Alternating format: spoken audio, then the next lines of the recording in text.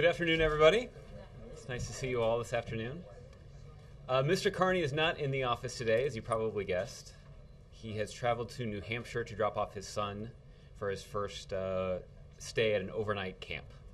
So he's tending to some important familial responsibilities that actually seem a lot more fun than we're going to have today, but it should be good. So, is the camp at Lake Winnipesaukee? So in lieu of Mr. Carney's attendance today, as they might say at the London Olympics, I'll be the ones catching your javelins today. So, Mr. Coonan, I'll let you toss the first one. Thank you. Welcome to the podium. Thank you. Two topics. First one, in Israel, Governor Romney said that culture is a factor that accounts for economic disparity between Israel and Palestinian territories, and Palestinian officials have characterized the remark as racist. I was wondering, does the President or the White House have a view on Romney's remarks? And two, what does the President believe accounts for that disparity? Well, Jim, I saw the report to those remarks. I didn't see the full context of them. You know, one of the challenges of being an actor on the international stage, particularly when you're traveling to such a sensitive part of the world, is that your comments are very closely scrutinized for meaning, for nuance, for motivation. And it is clear that there are some people who've taken a look at those comments and are scratching their heads a little bit. But I would leave it to Governor Romney to further explain what he meant and what he intended when he said that. As for what's the President's view for that, for what the economic disparity is? Well, you know, it's the President's view that certainly economic issues are among the wide range of issues that need to be determined, need to be settled, need to be negotiated and settled in the context of negotiations between the parties in the region. But in terms of the specifics, I don't have anything more for you on that. Also, last week Jay was talking about what the administration's position is vis-a-vis Jerusalem and Jerusalem as a capital. Governor Romney declared flatly that Jerusalem is the capital of Israel, and I'm wondering what does the White House, does that undermine the administration's position? Is that a comment that the administration would have preferred gone unsaid? How does the administration view that? Well, our view is that that's a different position than this administration holds. It's the view of this administration that the capital is something that should be determined in final status negotiations between the parties. I'd remind you that that's the position that's been held by previous administrations, both Democratic and Republican. So, you know, if Mr. Romney disagrees with that position, he's also disagreeing with the position that was taken by presidents like Bill Clinton and Ronald Reagan. So again, if he doesn't disagree with that position, then I would leave it to him to explain it. Last week we heard about an Olympic security briefing, and we had the President sign a Israel security bill. Any chance of anything on Poland this week? Not that I have for you right now. So thank you for the question.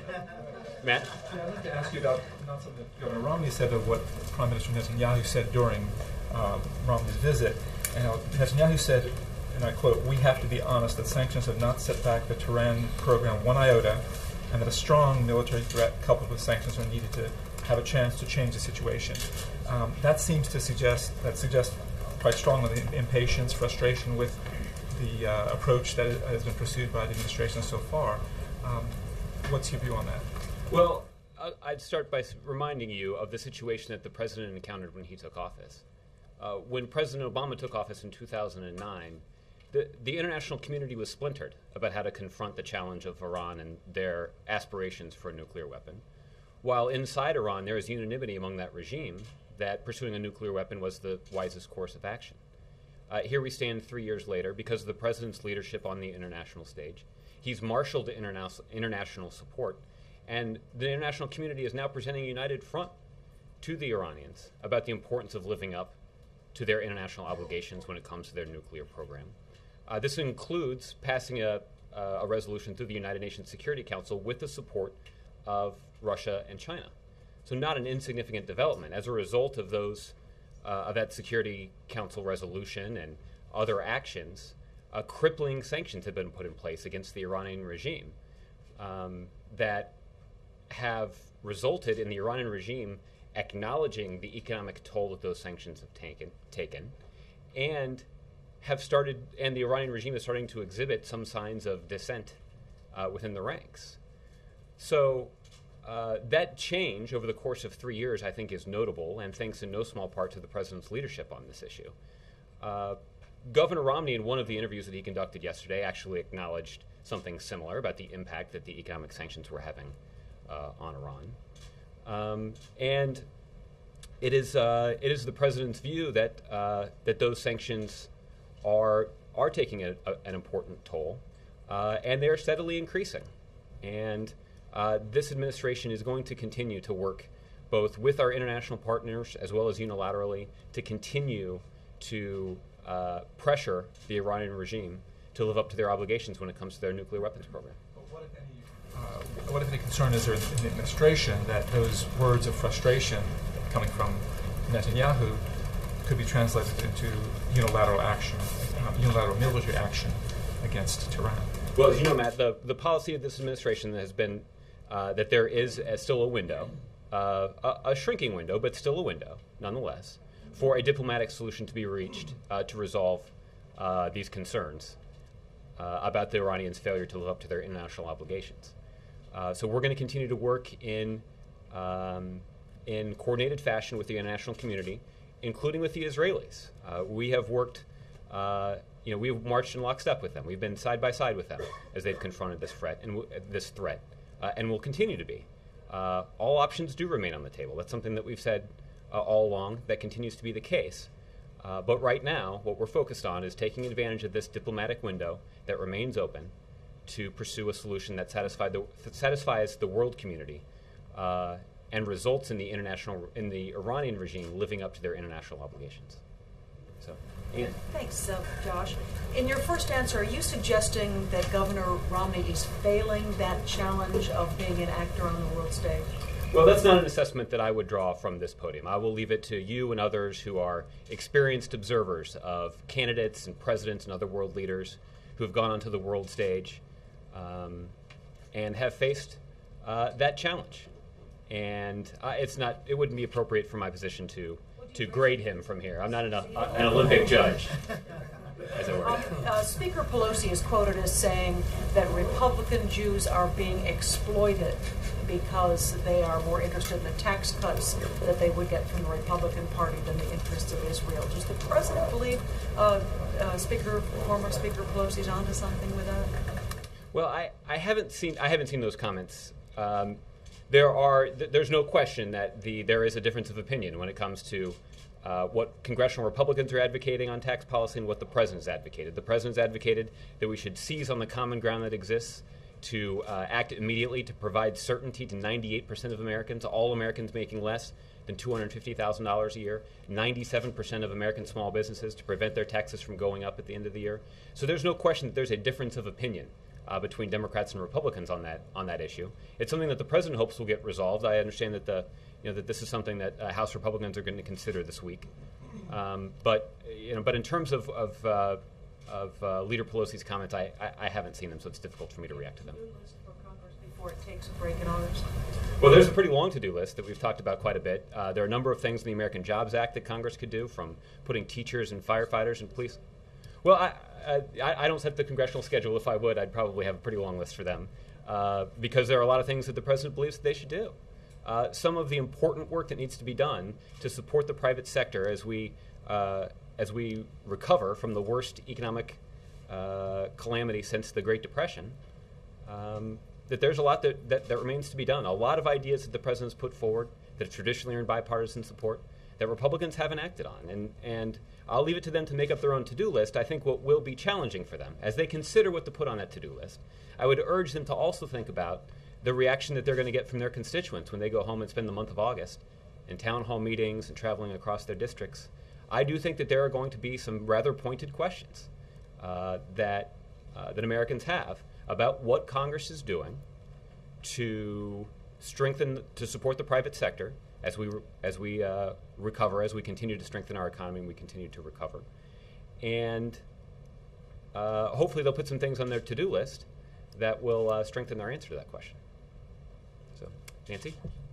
On Mr. Romney's trip, is there anything that he spoke about this weekend, whether it's regarding moving the U.S. Embassy to Jerusalem or on sanctions on Iran, that you think interferes with U.S. foreign policy? Well, there's nothing that jumps out at me that that would in any way limit the president's ability to fulfill his responsibilities as the commander-in-chief, as the president of the United States, and as the leader of the free world. And those are priorities and responsibilities that the president takes very seriously. Those are priorities and responsibilities that the president believes should be above the partisan fray. And despite the questions that I'm getting today, I'm doing my best to live up to that standard. But when you say that people are scratching their heads about his comments, you mean because his comments were confusing or out of line? Well, I think it's the way in which Jim posed his question. He asked what the intention or meaning of Governor Romney's comments were, and so I would leave it to Governor Romney to explain them, to the extent that there's some measure of confusion that led to Jim's question. Okay. Josh, on the Commander-in-Chief question, Senator McCain is on a tour right now about defense sequestration cuts, and he has been prodding the president, saying he should show more leadership as Commander-in-Chief to come together on a deal here. And a Democrat as well, Dick Durbin, said that on CNN yesterday, that President should, he said, with the president's leadership, there could be a bipartisan deal here to prevent these massive defense cuts. Where are we on that? Is the president making calls? Is he working to get a bipartisan deal? Mm-hmm. I don't have any specific calls to read out to you at this point. What I can tell you is that the president remains concerned about the impact that the sequester could have. But it's important for everybody to remember how we got to this point, which is that the sequester was put in place. It was voted into law by Republicans and Democrats to force Congress to take action on a plan that would have a meaningful impact on our long-term deficit. In response to that, to those extended negotiations that led up to the sequester, the president put forward his own plan. He announced it in a Rose Garden ceremony. He posted on the White House website, I believe it's still there, a balanced approach to reducing our deficit by $4 trillion over 10 years. This is an approach that includes significant cuts to government programs that in a different fiscal environment the president might otherwise support. But it also includes asking important reforms in Medicare and Medicaid that over the long term will make those programs stronger. But it also includes asking those who make over $250,000 a year to pay their fair share, to pay a little bit more, so that we can take a balanced approach, that we can share the burden when it comes to dealing with our long-term deficit challenges. The reason that that's important is because we're not going to be able to cut our way out of this problem. And I think that's what most Americans understand. We can't gut our investments in education.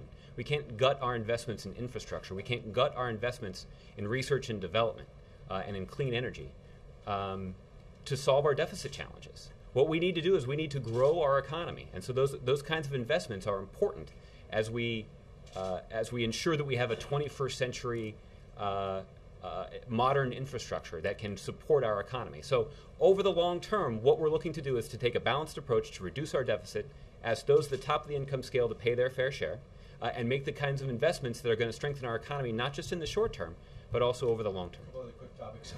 Former President Bill Clinton, we're here, is going to have a big role at the convention. Can you walk us through why the president chose him? They have not always been on the same page. They've been on the same page on a lot of other things. But also there's some question as to whether this is going to overshadow Vice President Biden's role. Well, a couple of things about that. The first is the president himself, President Obama, has spoken many times publicly about his respect for President Clinton and President Clinton's ability to I should say it this way. President Obama has spoken frequently publicly about President Clinton's success in dealing with some of the economic challenges that this country faced when President Clinton was here in the White House. And President Clinton's record speaks for itself. It certainly means that President Clinton is a very effective communicator in terms of talking about the challenges that we face and in talking about the kind of vision that he and President Obama share in addressing and confronting these challenges. But could that not highlight the difficulties this president has had meeting those same economic challenges? I don't think so, because I think what ultimately you're going to find is President Clinton is going to reinforce the message that President Obama himself will be laying out a day or two later, which is his belief that if we're going to strengthen our economy over the long term, we need to do it by strengthening the middle class, by investing in the middle class and growing our economy from the middle out. This stands in stark contrast to the approach that's advocated by Governor Romney and congressional Republicans, who believe that we should just shower the wealthy with tax cuts, that if we invest in those at the top of the income scale, that all the benefits will trickle down on everybody else and we'll all benefit. We've tried that approach and it didn't work. President Clinton's approach, a balanced approach that asks those at the top of the income scale to pay their fair share, while also dealing with our deficit, while also making important investments in infrastructure and education and research and development, that's the way that we're going to grow our economy. Those kinds of investments that ultimately benefit the middle class are what's going to lead to the strongest economic recovery for this nation. And I think the opportunity that President Clinton will have to deliver that message in the convention isn't just appropriate, it's something that will be very beneficial to the president. Last thing on a different topic, the bin Laden raid. There's a book out by an author, Richard Miniter, who in context seems like a critic of the president and is claiming that he has information that the bin Laden raid was called off a few times, in part because Valerie Jarrett suggested to the president that he called it off. Does the White House have any reactions whether this is factually correct? Or? It is an utter fabrication. It seems pretty clear that Mr. Miniter doesn't know what he's talking about. Ms. Jarrett, like the vast majority of the president's senior staff, was not read in on the operation, on the mission against Osama bin Laden. So I wouldn't put any stock into that vignette or into the book itself. Kristen? Thanks. Going back to Senator Durbin's comments, he said this weekend specifically, we believe there is a responsible, reasonable way to move forward, and we're going to try to put something on the table to be considered. He almost struck a cautiously optimistic tone there. What is the president's level of optimism that they can actually get something done? Well, this is something that ultimately Congress is going to have to move on. The president has been very candid about his views on this. You've all heard him talk about this quite extensively on the road. You've heard him talk about it even from this podium. You've read the plan that the president has put out, the detailed plan that is on the White House website that the president laid out almost 11 months ago now. So the president's views are quite well known. And it really is just a responsibility of Democrats and Republicans in Congress to come together to resolve this challenge. The president believes that they should take a balanced approach to dealing with it. And that is going to require Republicans to do something that they haven't demonstrated willingness to do thus far, which is to stop fighting tooth and nail to protect the tax benefits of millionaires and billionaires.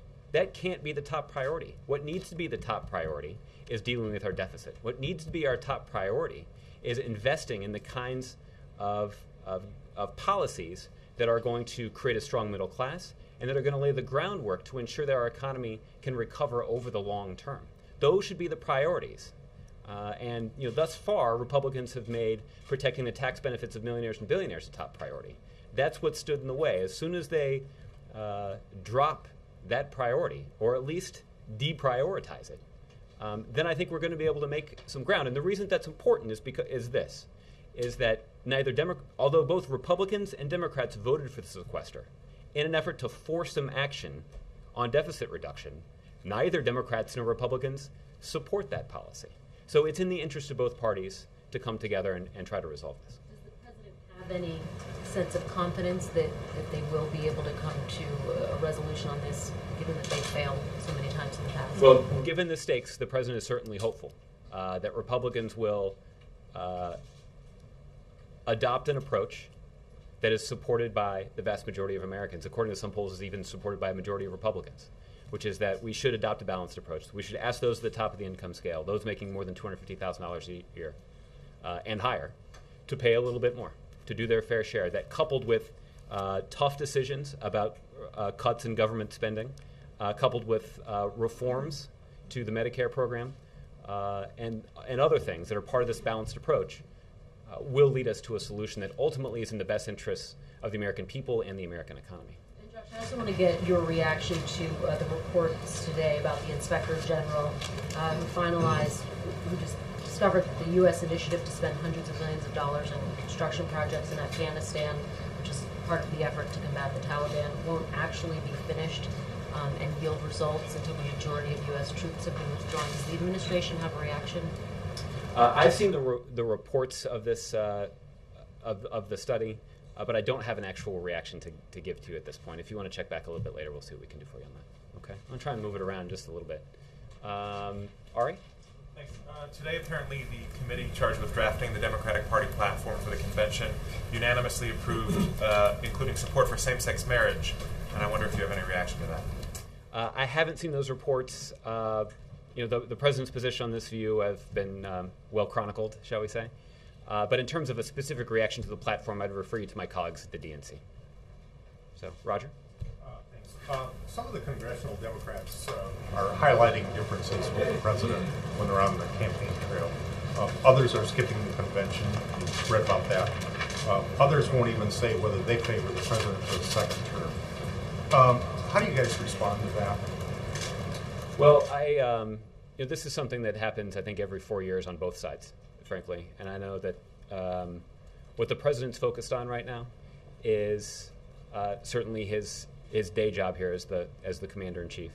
But when it comes to his reelection, what the president is interested in doing is making the case to the American people, to all Americans, Democrats, Republicans, and independents, about what his vision is for the future of this country, about his view that it's so important to invest in a strong middle class. The key to our economic recovery is investing in the middle class so we can grow our economy from the middle out, and how that stands in pretty stark contrast to the policies that are being advocated by the other side. And the president himself has been pretty candid about his view that whomever is listening to him, that if they agree with what Governor Romney and congressional Republicans are saying about the benefits of offering tax cuts to the wealthy and how that prospect could lead to economic strength.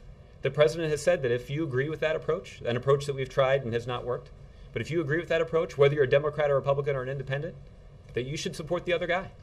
But the president has also said if you agree with him, that investing in the middle class is what is the best way to grow our economy, that's the tried and true method of a strong American economy, that Democrats, Republicans, and independents who feel that way should support the president. That's the case that he'll be making, and that's a case that frankly transcends partisan lines. Is there any concern that it's a sign of diminished support among Democrats, especially in sort of Republican-leaning districts? No, it's not. Peter? Josh, you mentioned in response to some earlier questions that the economic issues in the Middle East, Israeli-Palestinian specifically, and the status of Jerusalem should be settled as part of the peace process. Realistically, what are the prospects for any progress anytime soon on that, and what, if anything, is the president doing to promote it? Well, I don't want to be in a position of trying to handicap the outcome of those kinds of conversations. This is something that many American presidents have worked on. There is no doubt about the interest that the United States of America has in the resolution of some of those issues. That turmoil in that region is not in the best interest of the United States of America. We've seen the president's strong support for the nation of Israel in a wide range of formats. The president signed a piece of legislation in the Oval Office on Friday, further deepening the security cooperation between the United States and Israel. You've seen the president stand on the floor of the United Nations against efforts to delegitimize Israel or to minimize their security concerns. You've seen the president stand to block efforts at the UN to go around those negotiations between the parties in terms of the Palestinians' efforts to get statehood, be recognized for statehood at the United Nations. You've seen the president, when he traveled to Israel as a candidate, affirm his solidarity with the Israeli people, where he talked about the Iron Dome program that commenced under his watch, and has been, we've invested nearly $300 million in that program that, to this day, right now as we're talking, is providing a blanket of protection for the Israeli people who had previously been in danger of being showered with rockets fired from Gaza. So, the president has a long record on these issues, both in terms of his strong support with Israel, but also in articulating his interest about why it's important to the United States for some of these issues to be confronted, to be negotiated between the parties, and ultimately resolved. Can you point to any progress in the peace process since he took office? In the peace process? Sure. Well, there have been a number of dialogue sessions that the president's participated in, both unilaterally but also trilaterally. There were some of those meetings at the White House in the past, and those were conversations that the president played an influential role in. Ultimately, the way this is going to be resolved is dialogue through those parties, and the president is interested in doing what he can to play a leadership role in facilitating some of that dialogue and reaching a conclusion that is, of course, in the best interests of the two parties who are part of that dialogue. But that enduring resolution is something that is in the solid interest of the United States of America. One quick question on a totally different subject domestically. Is the president aware of this report that's out there today about this family tree? Mm-hmm. I've seen some of those reports. I have not talked to the president about it today, though. Okay. Laura? In the past, White House officials have said that Mitt Romney's position on Iran showed no discernible difference with the president's position, and that if he wanted to articulate a difference, he should. In the wake of his speech in Israel about Iran, do you still feel the same way, that he has essentially not carved out any difference with administration policy, or do you see something different? Well, I think in terms of the specific positions that Mitt Romney has advocated on his trip, I would refer you to my colleagues at the campaign. But this isn't really this is exactly a campaign question. I'm asking based on... You're sort of asking me to assess whether or not he agrees or disagrees with the President of the United States. So, I guess if you're a little confused about what position Mitt Romney is taking, then I guess I suggest that you reach out to his campaign. But I don't know that I'm in a position to assess, how strongly or weakly he agreed with the president. So, go ahead. Thank you. Two questions. One, how serious do you think Iran's presence in the Gulf is as far as the world oil supply is concerned? Well, we certainly are concerned about instability in the region. It's one of the reasons that we have worked, as I mentioned earlier, in collaboration with our partners around the globe and even partners there in the region to try to bring some greater stability to that region. That it has in the past had some impact on oil prices, and it's why we're eager for the Iranian regime to live up to their international obligations, and that's where we are. Second, as far as U.S.-India economic and trade relations are concerned, recently hundreds of Indian companies have been investing in India billions of dollars and creating thousands of jobs. Is there some kind of special agreement between the two countries now?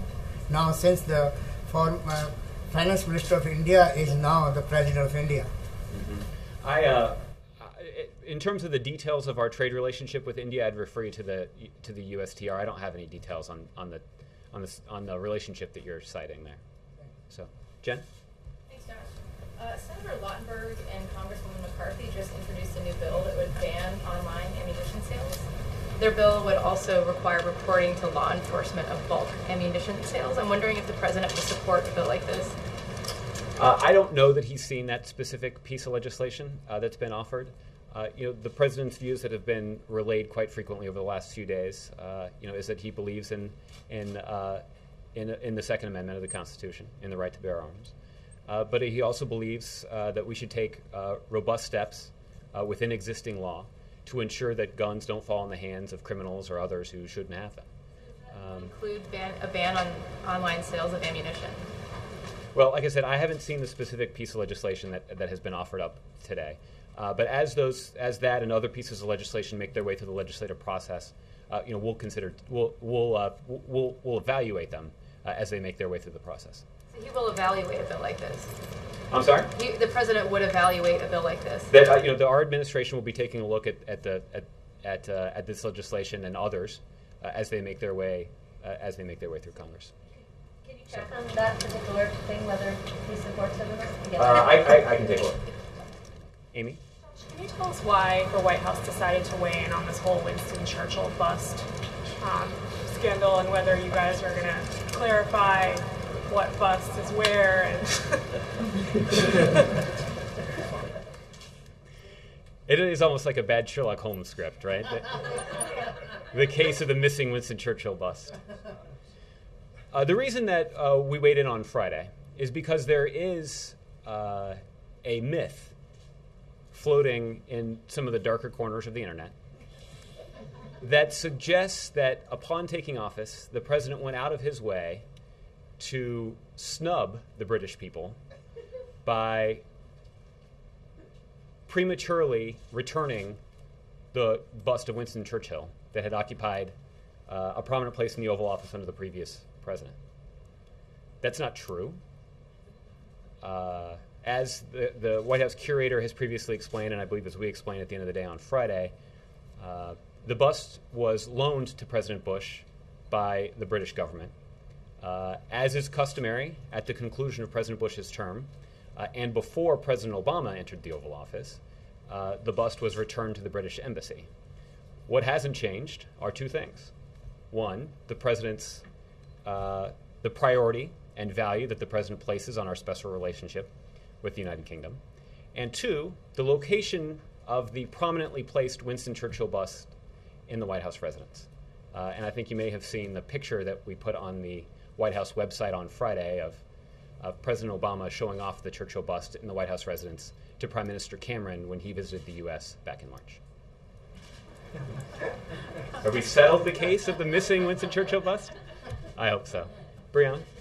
Josh, Senator McCain has said that the looming fiscal cliff situation requires presidential leadership, and he's accused the president of being MIA on it. What's your reaction to that? Well, my reaction is that the president has expressed his concerns quite vividly about the impact that the sequester would have, both on our national security, but also on some programs that are pretty important to a strong middle class. The president has also noted frequently that the sequester is something that was voted into law by Republicans and Democrats, and it was voted into law as an action-forcing mechanism to convince Congress to finally take important steps to reduce our deficit over the long term. And the president is hopeful that Congress will follow through on those important steps and prevent the sequester from taking effect. That there are a whole range of reasons why that's true. This is something on which there is bipartisan agreement. As you point out, Senator McCain is expressing concerns about the impact that the sequester would have. The president himself has expressed similar concerns. The defense secretary has expressed similar concerns.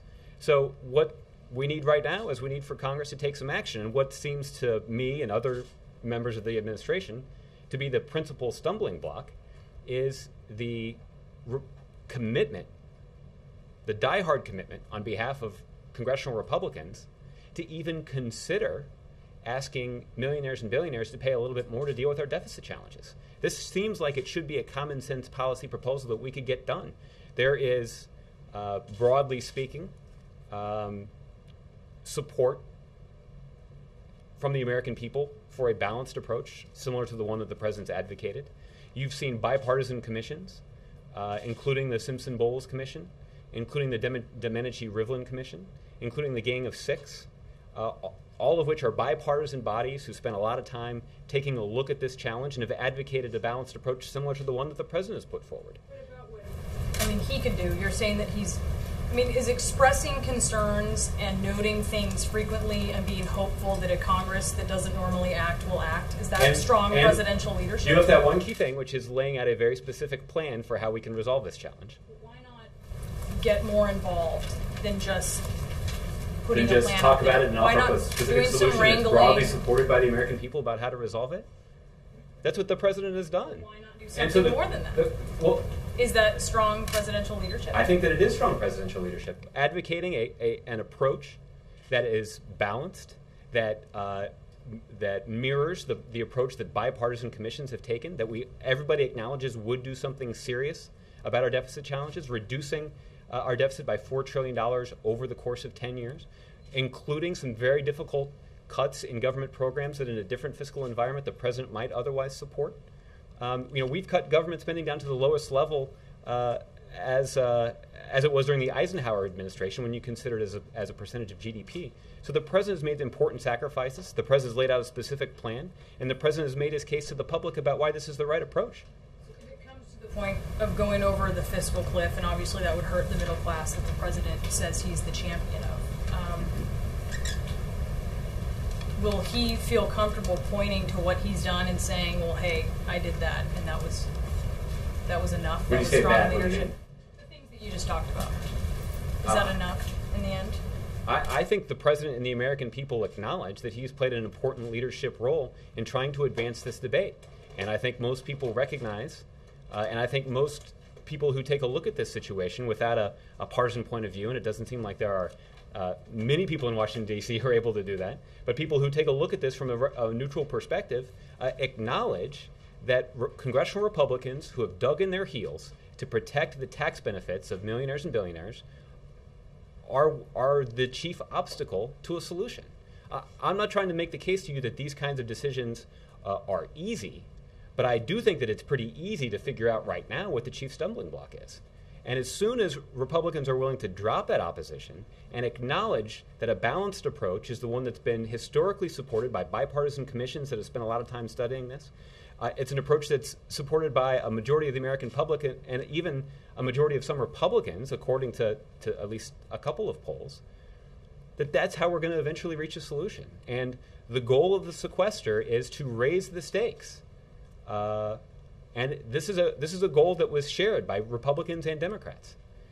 So there's no doubt that congressional failure to take action on this will have very, very serious consequences. And recognition of those consequences is hopefully the first step to reevaluating priorities and finding the kind of balanced approach that should be bipartisan in nature, that has been bipartisan in the past, and that will ultimately deal with our deficit challenges, which is something that both Republicans and Democrats agree we need to do. And then just a quick follow on President Clinton's role in the convention.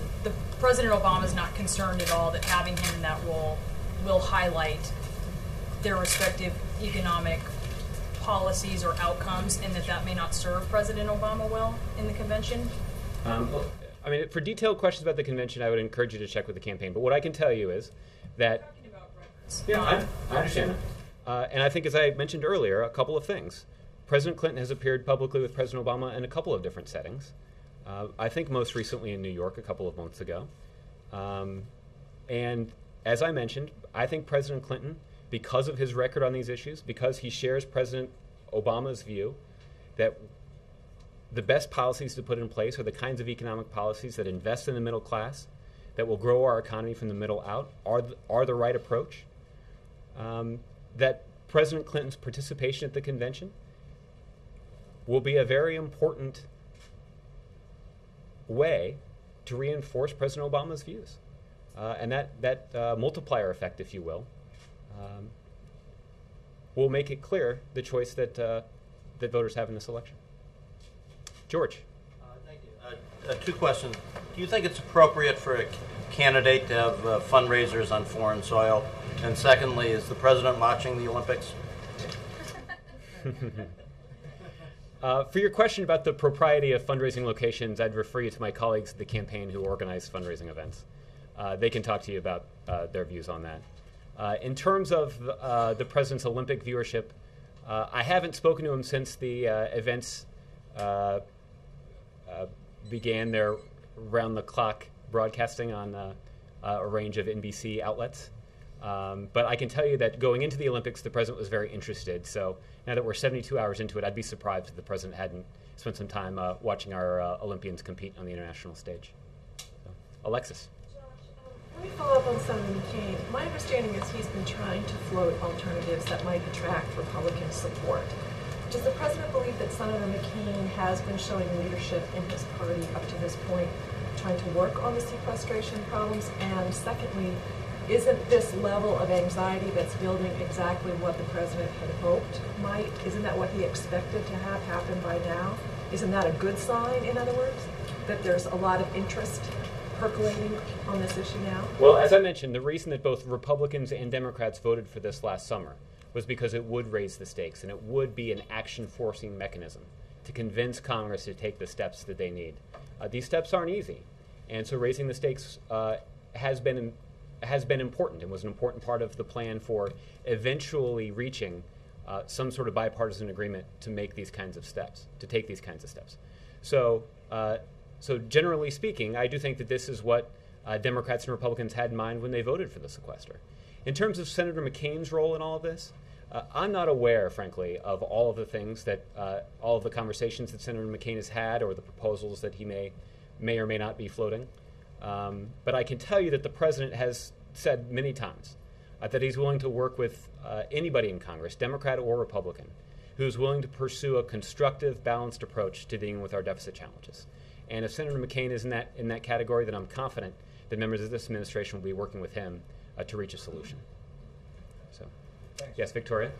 On the cybersecurity bill coming up this week, which Senator McCain and some other senators watered down to some extent last week, or quite a lot last week, there's been some criticism in the Senate that the president hasn't been involved enough in getting that bill moving forward. Do you accept that criticism? I don't. I can tell you that while I'm not able to speak on the specifics of the piece of legislation that you're talking about, reaching a coherent cybersecurity policy is something that the president believes is very important, both to our economic security but also our national security. But in terms of the details of the legislation that's moving through Congress, I'm going to have to get some more information from my colleagues at the National Security Council. I actually would just suggest that you reach out to them directly and they can fill you in on this. Can I ask an Olympic-related question? Sure. Did the president watch the opening ceremonies? To be honest with you, I don't know whether or not he caught any of the the opening ceremonies or not. What is your view of the decision by NBC to cut the tribute to the dead and to air an interview by Ryan Seacrest instead? Well, I watched the Olympic ceremonies, and I'm not sure that I was aware that happened. But maybe that's because I wasn't paying close enough attention.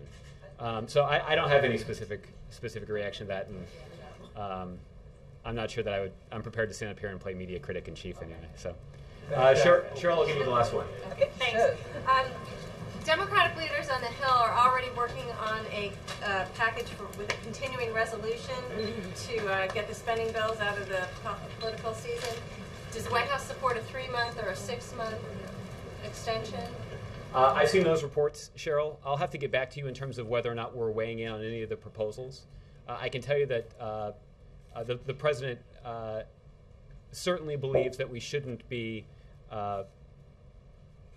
in a position where we're playing chicken in terms of shutting down the government, either in the election season or outside of the election season. That there should be a more strategic approach that we can take to resolving some of those challenges. But in terms of the proposals that have been floated on Capitol Hill, I'm going to have to get back to you in terms of whether or not there's one that we've weighed in support of. Okay? All right. Thanks, everybody.